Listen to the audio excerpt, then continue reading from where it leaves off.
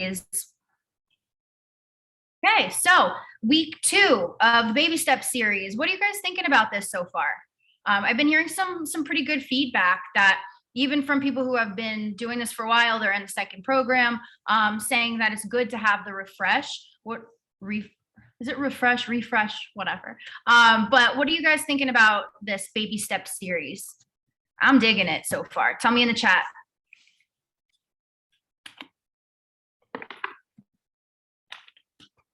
Today we are focusing on carbs. So I think carbs get just given such a bad rap, and I've done keto.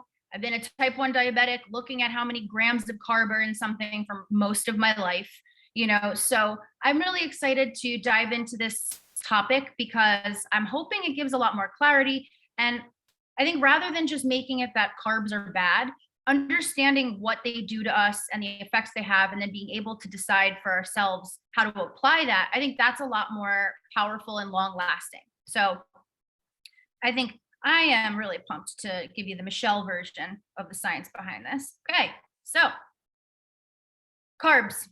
Carbs are not the enemy. Let's just start right there. First of all, we need carbs to even utilize our thyroid hormone. So we can be producing an appropriate amount of thyroid hormone. Your panels could come back great, your lab works fine, but you still could have some symptoms because you're not utilizing, unless they're doing very thorough tests, which usually isn't the case, you're not really utilizing that thyroid hormone the best you can. So it's twofold how we utilize that. And carbs help us utilize and convert it. So that's the first thing. Second thing is that it's actually anti-inflammatory if it's the appropriate amount for what it is that you need. So when you have prolonged, I'm sorry, I'm not as gross as I was last week, but I'm going to be still making some respiratory sounds probably throughout this whole thing. But when insulin, when you have prolonged insulin resistance, let's say, or you have higher blood sugars, more spikes, ups and downs in your blood sugars, it causes inflammation. Having the appropriate amount of insulin management, and I'll explain why, if for those of you who don't know how insulin ties into this, having the appropriate insulin management actually helps balance out your inflammation. Now, how do we release insulin? We release insulin when we eat carbohydrates. And essentially everything has carbs, first of all. Like even meat, there's no way for you to actually, like for my diabetics in here, you can't really adjust for that. You can't take medicine for that, but it still contains some form of carbohydrate once everything is broken down to the point where it causes an insulin effect. So that being said, it's not, when you're cutting out carbs, the magic behind it all is focusing on insulin, on the hormone we release that deals with the carbohydrates. So rather than people just thinking that all carbs are bad and screw it, I'll cut it out. Yeah, you know why that works for a lot of people and not for others? Because the same people who would eat less and move more and see results are going to be seeing results from eating less. They're eating less carbohydrates. I mean, in general, their bodies just kind of work that way. Ours do not.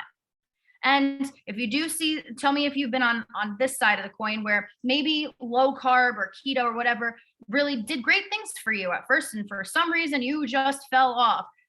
It's not just you falling off. It's like there's a whole reason behind it. Our body, our body wants to protect us, doesn't care about us being, svelte in a bikini, cares about us being alive in a bikini. So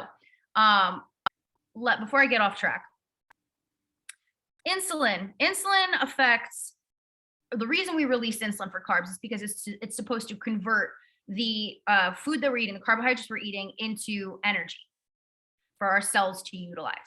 Now, we're not really physically active all that much, just in general. You have a work week, if you're running around during your job or at home after kids or whatever it is, you can be physically active. I don't mean this for everyone, but generally, not all of us are really working out a whole ton. So the amount that you need for your energy is lower. So that's the first thing. It also affects how we store and release fat. So if we're releasing too much insulin over time, you tend to end up having issues with fat storage and accumulation, as well as how hard it is to release it. That's what puts us on this like war path of feeling like we could barely eat and still not lose weight. It's once you kind of get into that cycle of having wonky insulin usage, not usage, what's the word? Utilization. That's when that kind of becomes a like a sand pit. Okay. So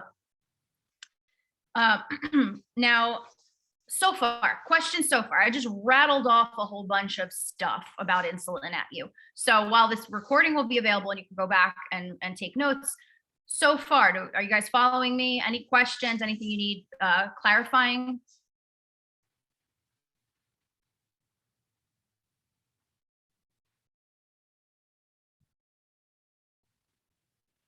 Thumbs up. Cool. Following. Okay. Awesome. So now insulin, let's talk insulin resistance and let's talk blood sugars. Now, insulin resistance is super common with PCOS, and it's super common as well. You can actually become insulin resistant if something, say, like Hashimoto's, ends up causing you to gain a lot of weight rapidly. It's not uncommon that you can enter into the territory of insulin resistance really fast, especially because you're so wonked out, right? You're so exhausted and fatigued. What are the easiest to find filling, satisfying foods? Carbs. So it ends up being some vicious cycles. So when we see a lot of insulin resistance with hormonal disorders and metabolic disorders, then it becomes a metabolic disorder in and of itself.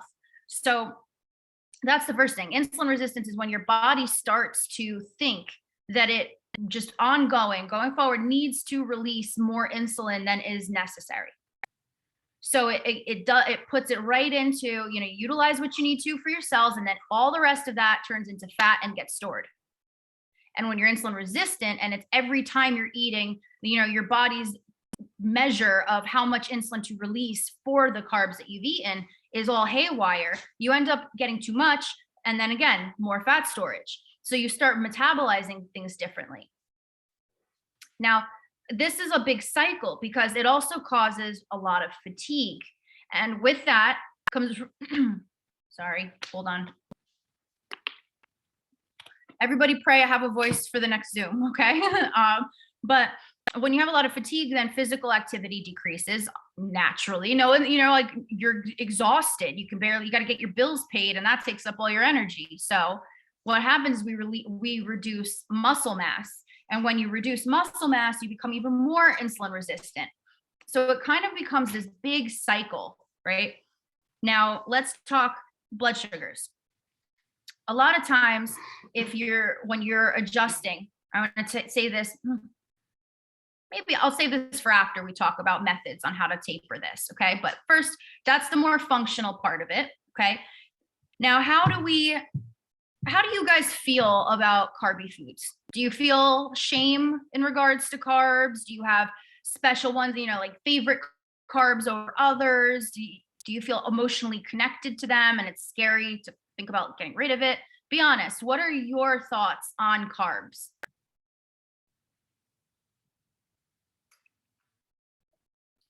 Has it been the enemy for a long time? What are your thoughts on carbs? Tell me in the chat.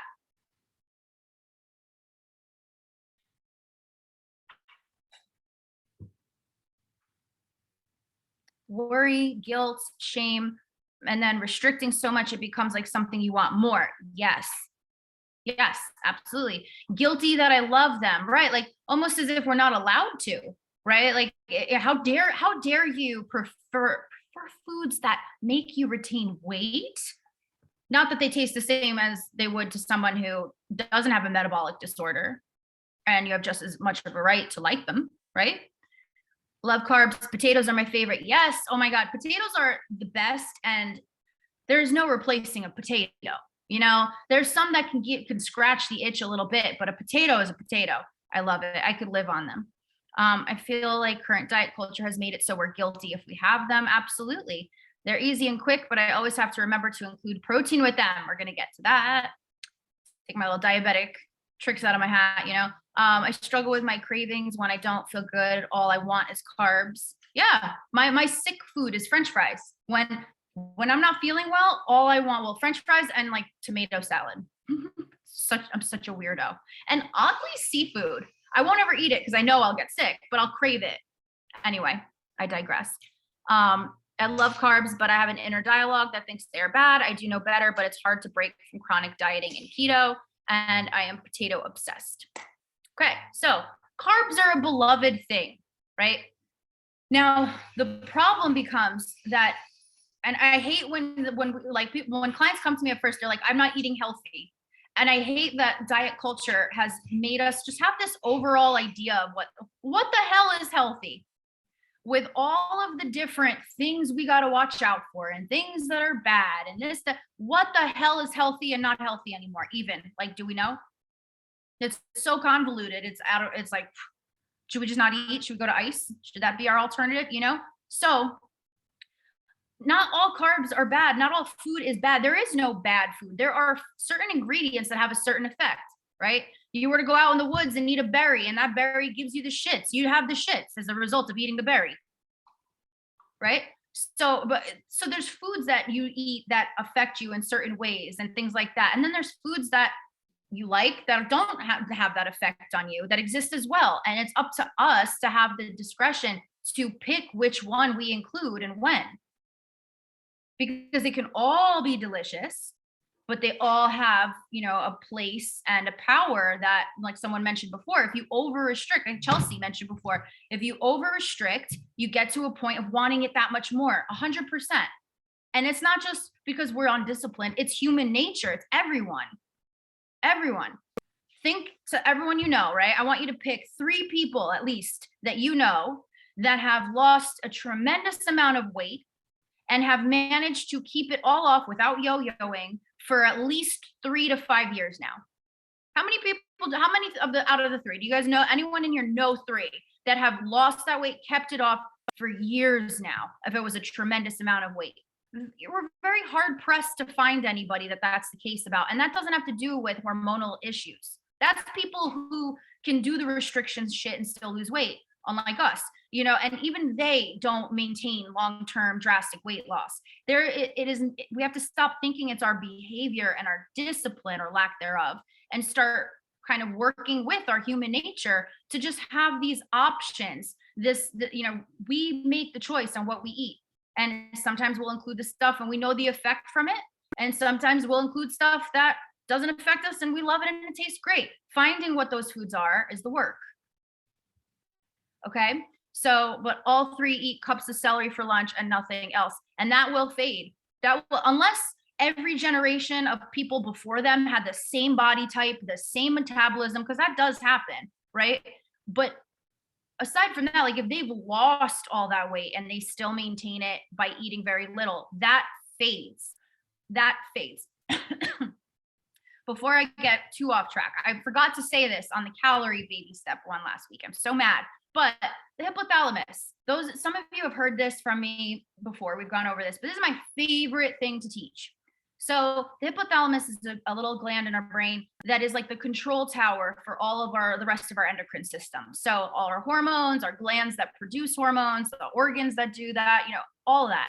It's like the control center. And your body will tell your hypothalamus what it needs, and your hypothalamus will realize what it needs. It'll send the message to whatever has to produce whatever is needed. And that's how it gets done. And then once your body receives sufficient amounts of it, it'll tell the hypothalamus will cue it to stop. So the goal of the hypothalamus is to have a baseline of survival, of health, optimal health and survivability, whatever for us. It's to keep us consistent and safe. So it regulates temperature, metabolism, all of this stuff is regulated because hormones regulate everything about us. So when people, and I'm just going to use people who don't have a metabolic issue, but let's say generally people lose weight drastically, or they do something really, really strenuous, they may outpace their hypothalamus. So what happens is they lose the weight, they get to that point, and the hypothalamus one day wakes up and goes, holy shit, everything is going wrong. They've lost all this weight. They're not eating the same. They don't have the same appetite, the same time of day they're eating. Everything's wrong. We got to get back to the baseline. So it is literally your hypothalamus' job. It thinks that something has gone terribly wrong, and it will chemically induce you getting back to what it deems as a safe base point, baseline. So what do y'all think of that? Because that is one of my favorite things. That is what led to me being like, okay, roger that. I am so done wasting time spinning my wheels and thinking it's not working, because if it's going to be slow anyway, why does it got to be so hard? If anything, it's better.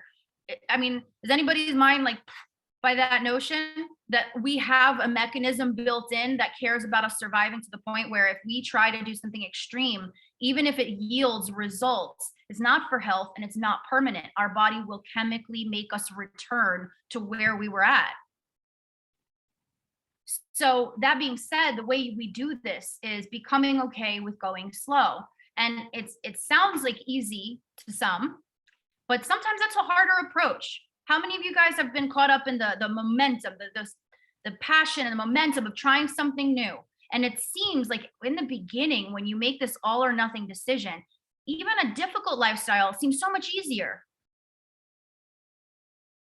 It's harder to go slow. It's harder to make something permanent. But if you want permanent results, your measures got to be permanent. So instead of just, rushing and lying to ourselves and saying that's going to be the case, we go slow. So this is going to make a lot of sense with how I tell my clients to reduce their carbs.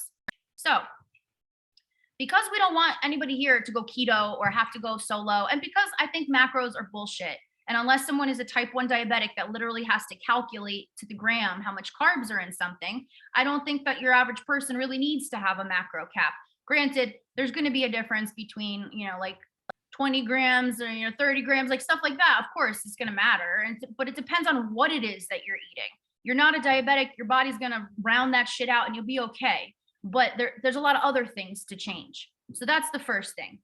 Keep that in mind. If you feel like it's too easy and you feel almost like nervous by the lack of structure behind not having a macro, if we work on the what and we work on the how, I was like, how? We work on the what and we work on the how, you'll get there. What's the point of needing the cap? Psychologically, it makes us fail longer, because what does it matter if you're 5 or 10 grams off from day to day? Okay, so here's the ways to mitigate the release of insulin. Okay, and then we'll get into how we cut back on the carbs for that insulin. So first, someone mentioned it before, add protein. Whenever you're eating anything with carbs, add protein to it, because it takes what would be easy for your body to digest, which would just be carbs by itself.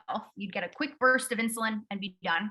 And we don't want that, right? We want it nice, and we don't want a whole lot of insulin all at once if we're trying to fight insulin resistance. So we want it nice and slow and steady. Adding protein to whatever you're eating with carbs, because your body has to break down that protein slower, it kind of drags out that insulin delivery and it makes it more like time released, let's say. Second thing you can do is look for lower glycemic carb options. I'm going to tell you what the glycemic index is, but just telling you ahead of time, I don't remember this stuff offhand. Generally with fruit, I know by now what's higher or lower glycemic, but I still have to refer to Google on certain things, and I do often just to make sure. So I don't have any I'm going to rattle off to you, but I do recommend looking into this once I explain what the glycemic index is for yourself, so you can keep some ideas of foods you want to keep around your house. But the glycemic index is essentially a measure of how your body responds with insulin. So if something is, and it comes from the term glycemia, if you have hypoglycemia or hyperglycemia, it has to do with the way you are glycemically affected by your insulin. So high glycemic, high impact on insulin levels. Things that are straight sugar, easy to burn, easy to digest, going to get a big burst of insulin right out the gate. Candy, white rice, white bread, things like that, more refined sugars, those are going to be higher glycemic. Low glycemic are foods that have carbs, but they have less of an impact on your insulin. So things like sweet potatoes, brown rice, different types of fruits, like an orange is high glycemic. It's very sweet, not a lot to it. But strawberries, which is mostly fiber, water, is lower glycemic because it takes longer for you to break down. So I would definitely dive into that, Google around about that because it's a really interesting way to measure. But always, no matter what, make sure you're adding a protein to that carb. Don't just straight up, even if it's an apple, make sure you're having something like, it doesn't have to be a lot. It could be a couple of nuts. It could be a piece of cheese, a baby bell cheese. It could be a piece of turkey, edamame, for my plant-based peeps in here. So that's the first thing. Now, let's see. I want to check this chat after, but how we reduce it. So how we reduce the carbs is, I recommend, because we're going slow and steady, you take this in 2 steps. One, just kind of learn about what you tend to eat first. We've spent so long looking to run away from the mistakes we're making with dieting, when really we're not stopping to just try and strategize and work with what we do. So instead of uprooting everything and telling you go eat this instead, I want you to learn about what you're eating and try to find the highest carb component of the meal that you're having.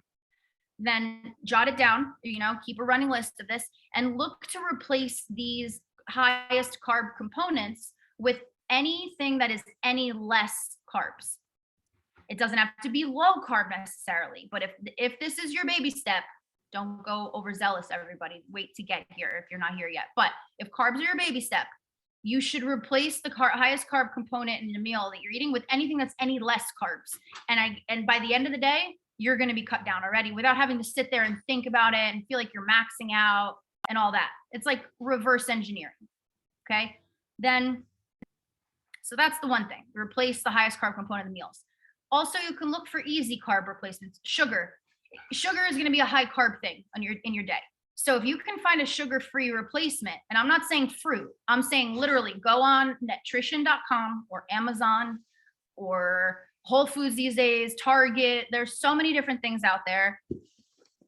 I got re-upped on Quest frosted cookies, whatever. Find stuff that excites you that is sugar-free, because then it's like, it doesn't feel like anything, it's just, you're swapping that out. Boom, you cut back your carbs without having to sit and be picky about grams. So let's see what else I have here. And then lastly, if you can't replace it, cut it. So cut it down basically, and add something to it that bulks it up so you don't feel like you're going without. Like if you want to have popcorn, do like half popcorn, half Vienna puffs, which are lower carb.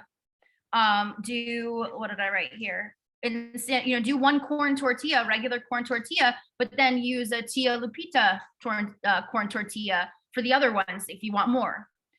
So it's kind of like you supplement that carb component if you feel like there's no real replacement that you want at that moment. You can always split it and eat half now and half later on, so that you can spread out how your insulin's going to hit. There's different ways to kind of play with it. All right. And now my biggest tip, I said this before with the sweets, think of vessels. My veterans in here have heard this before, but a vessel is a component of a meal that carries the flavor. It is like the pasta, the bread, basically the carby components of a meal typically. So if you can think of replacements for vessels and make that your priority, and just incorporate it into the rest of what you're eating, you're going to be cutting back carbs. You replace your sugar, you're going to be cutting back carbs. And that's the name of the game. Not having to think about it, enjoying what you're replacing with, and it just being at the end of the day, you're eating less carbs. All right, so I'm going to dive into this chat, but let me make sure I said everything on here. I think I got it all. Now, by the way, also insulin resistance and just being on the cusp of that, or having issues with, not eating a lot of calories is a big one. If you don't eat enough calories, but you eat high carb, which is very easy to do, that all gets stored. Keep that in mind, okay? Because it's very, very easy to do. But that really, really impacts fertility. So unfortunately, I try not to talk, because fertility is such a broad topic that arguably I've had a lot of experience in, but I'm nowhere near an expert in the way I dive into other things. But from what I have seen, candidly speaking, like insulin resistance, getting through insulin resistance is a huge hurdle. It is not an easy hurdle whatsoever. There is no shame in needing supplemental medication at any point, but it is doable to get to a point where you do not need it. And it is such a big hindrance, to the fertility process as well, that if this is a big struggle, rather than feeling shame that holds you back from asking for help, nobody's going to judge you here whatsoever. And everybody has the same goal here, to get balanced, so vocalize it. Tell us if you're having a hard time, if you're feeling shame, if you don't know what the hell to replace, if you went to dinner and it was a worth it moment 3 nights in a row now, and you're like, and you just don't know what to do. It's okay if it's 1 time, 10 times, 50 times. We're not here to lose weight in a certain time period. We're here to learn why our bodies work the way it works, so we have some hope of getting it into balance. So make sure, you reach out and utilize that, because we all want to get to the same place here, and it is doable. Okay. Oh man, this is rough. Okay, let's see this chat. I'm going to answer the stuff in the chat, and then I'm going to hop off of here, and then I'll be back on at 9 for the KGG Zoom. If you're not in KGG, shoot me a text, okay? But those of you who will be tuning into the real estate Zoom after, I'll be back at 9. Okay, so let's see. People will die on that hill who talk about calorie deficit, and it's frustrating. It is so dumb. I don't even try to argue with people anymore. Truly, what has helped so much, knowing what I have come to know, and still seeing so many people who are just so adamant that they're right, and that they know everything, talking about shit that failed me for so long. I used to take that personal and get so infuriated, but then I realized they're just jackasses. They don't know. And that's sad when you don't know something and you really think you do, right? So I feel bad for them. But if they ever had to learn how wrong they are, maybe I'd feel less bad for them. But that would be a rude awakening. So I take that with a grain of salt. And just like I wouldn't trust someone being an expert in something that they don't like, someone who was never even touched a car telling me they're a mechanic. Like, that's what I feel like when I hear somebody spouting off about something. I've been seeing this stupid shit recently about how fruit has no effect on insulin levels. Every time I see that, I have to comment, because I'm like, are you kidding? Do you want the play-by-play of what happens to my blood sugars, how I have to take insulin, how you could literally eat fruit to recover from a low blood sugar? It's just, there's all kinds of stupid shit on the internet. I don't know. But calorie deficit is so stupid. Not that it doesn't work in theory, but it doesn't work for everyone. It's not the only weight loss mechanism out there. So I had a concussion that fully screwed up that part of my brain several years ago, and you just explained why things went weird afterwards. Text me. I love a good connection. Love it. Didn't love that you had a concussion, but I love the clarity that comes with connecting. Now, like this week, I don't know, but I just feel like I'm eating a lot of carbs, and this Zoom just hit like, bam, let's do this again. Get back up when you got this. Yeah, little steps, any less carbs. Doesn't have to be low carb, but little by little, just look to include more lower carb options. And it becomes about choice, it becomes about preference. If you have, like, I love my low carb gluten-free breads. I actually love them. I love it more than regular bread. You know why? Because it doesn't make me feel like shit, and I can eat as much of it as I want. And that, to me, even and with it tasting great too, it's just like, it's less thought. So it's like, why, it becomes a no-brainer. So absolutely. And I lose track too. I'll have to remind myself, like, if I eat gluten-free pasta, because that's the easiest thing to find prepared around here that's gluten-free, and we don't have a freaking stove yet. So I'll be like, oh, had this 3 nights in a row. Or I'll have to be like, okay, I'm going to take the grilled chicken out of the container and eat the pasta that came with it tomorrow for lunch, let's say, instead. So you'll always have to kind of just keep conscious of it. But it's good to do these little like checkups, right? Because the other part of things becoming a lifestyle is autopilot. So I think sometimes weather and stress cause the cravings and hormones too. We got this though, super helpful. Yay. I'm so glad that it's helping. I feel guilty. I've been eating an apple with chocolate hummus. Ooh, I have not. I have never tried that. Chocolate hummus. Huh. Well, remember, the good part, you said you feel guilty because you looked it up after you ate it. I don't want you to say no to yourself, right? The part of this, we got to go slow anyway. So the temptation may be that if I could just get this now, I would be so much closer to results. Nothing is going to make us really get results all that faster, right? So even if you were 100% on the ball, it would take a long ass time. So that being said, make it easier on yourself and be better prepared. Take a week where you just take notes, you just jot down like how much carbs was in stuff after you ate it, who cares? And then you can go back and look at that for reference and find your replacements based on that. But you may eat the thing, in pursuit of these substitutes for, a week or two before. It's okay. We got time. You can eat one thing and then be like, that's higher carb than it's worth. What can I get instead? And it could just be a constant evolution that way because life, we have enough stress. So too much sugar in the hummus. Yeah, also, that's a good point, Jenna. What's your baby step? If it lines up with your baby step, then it's something to reflect on. But also beware if you're trying to do the most and it's not even an assigned baby step. I don't know if this is the case, Jacqueline, but I'm just saying in general, this reminded me. These baby step lessons, it's important that this is going to be used in the future as we go and we suggest these baby steps. We can have these to reference. It's a good refresher for those who have had these before. But if you aren't at this baby step yet, just a reminder, don't load this onto your brain as well. We'll get there. Just focus on making the current baby steps you're on solid first. Okay, sorry, just wanted to remind you of that. I think so. No, I'm not sure. Text me.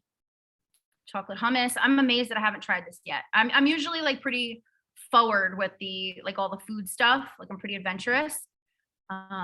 Joseph chocolate hummus. I'm gonna look for it. But yeah, you can make it. You can make different versions of it. You can maybe cut it with some sugar-free peanut butter if it ends up being too much sugar, so that it's not like before. Cut it half of the amount that you usually would of the chocolate hummus. Add some peanut butter to it or some cream cheese to it to bulk it up. Some sugar-free Cool Whip, and anything that kind of cuts down the amount and gives you more. I do that with wine too. I like to do wine, like 1 glass of wine split into 2 and add seltzer or diet soda and make it a spritzer.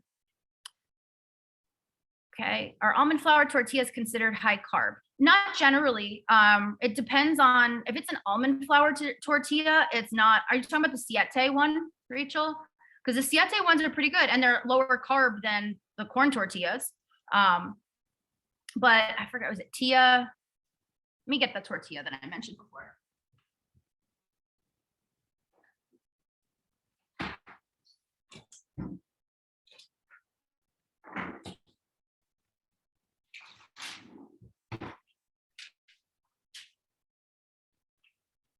Okay, so I got these. I'm really excited to experiment with when I have a counter. Well, I have a counter. When I don't have a construction zone and I feel like cleaning and chopping vegetables and making a pretty little spring roll.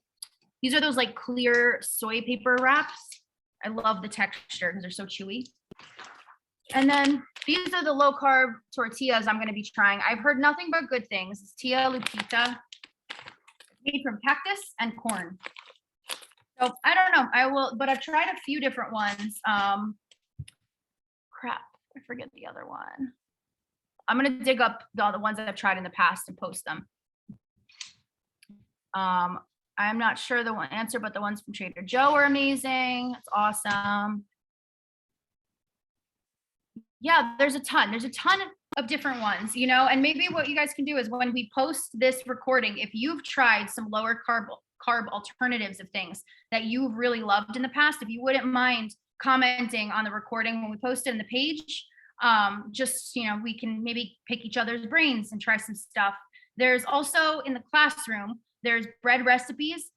all of those recipes except the yeasted bread, which is like a modified version of my main bread recipes, were created when I was recovering from neck surgery. So if they look intimidating, when you're really doing them, they're easy. So let me know if you'd like to do that together on your next call, and I can kind of walk you through it. But there's the bread things and the bread, and I think pasta as well in the classroom. There's my nutrition favorites listed in the classroom. Nutrition.com has a ton of stuff. Amazon.com. Let's try, replacing and sharing with each other the ones we find that we like. And if you need any help, of course, text me, text your coach, and we'll get through it. So I hope this was helpful. I hope this was a good, refresher, or maybe you learned something new. Definitely shoot me a text and let me know your thoughts. And those in KGG, if you're going to be on for the next call, I'll see you at 9.